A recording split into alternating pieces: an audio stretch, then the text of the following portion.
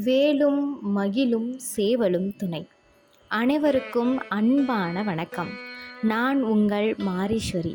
48 நாள் வேல்மாறல் பூஜையில் இன்னைக்கு 27வது நாளுங்க.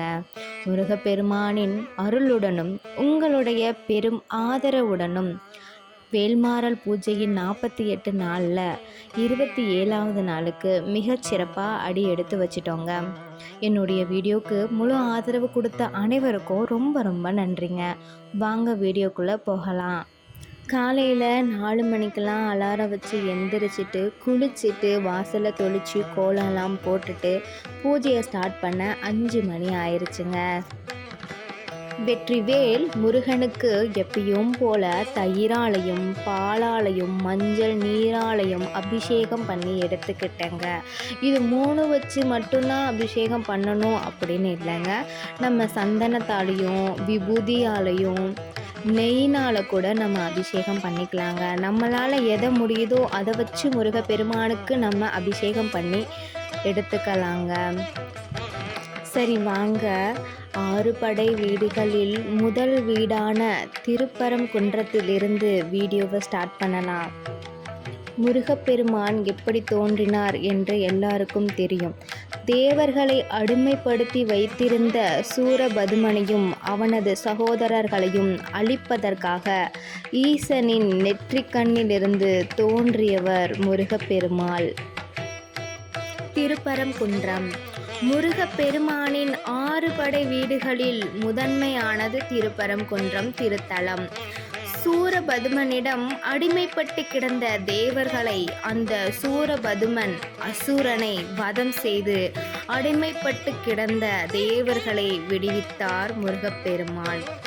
அதற்கு நன்றி செலுத்தும் விதமாக தேவேந்திரன் தன்னுடைய மகளான தெய்வானையை முருகப்பெருமானுக்கு திருமணம் செய்து வைத்தான். அதன்படி முருகப்பெருமானுக்கும் தெய்வானைக்கும் திருமணம் நடைபெற்ற சிறப்பு மிக்க தலமாக இத்திருப்பரங்குன்றம் இருக்குங்க. இங்கு தனது மனைவி தெய்வானையுடன் திருமண கோலத்தில் முருகப்பெருமான் காட்சி தருகிறார்.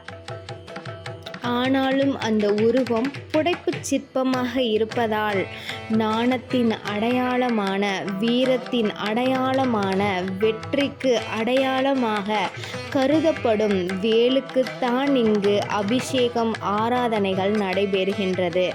நம்ம சேனலில் நான் இதுக்கு முன்னாடி வேலை பற்றி பேசின வீடியோ ஒன்று இருக்குது இல்லையா, அதில் கூட நான் பல இடங்களில் சொல்லியிருப்பேன்.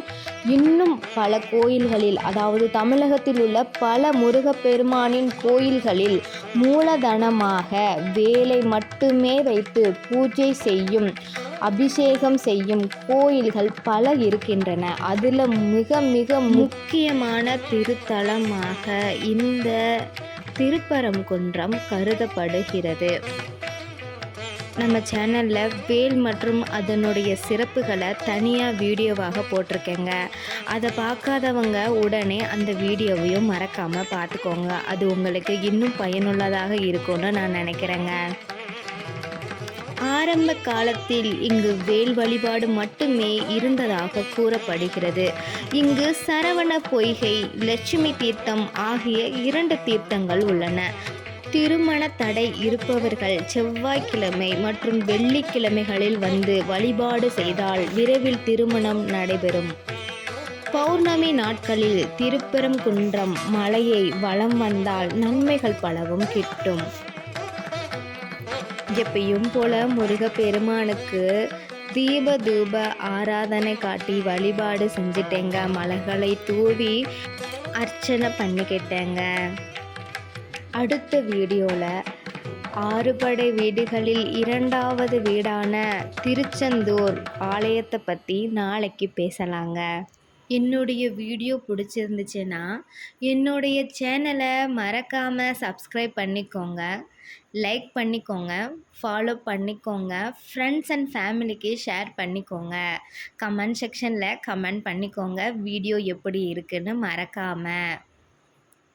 நெறைய பேர் என்னுடைய வீடியோ பார்க்குறாங்க. ஆனா சப்ஸ்கிரைப் பண்ணாம பார்க்குறாங்க. இன்னும் சில பேர் சப்ஸ்கிரைப் பண்ணிட்டும் பார்க்குறாங்க. ஆனா லைக் பண்ணாம போயிர்றாங்க.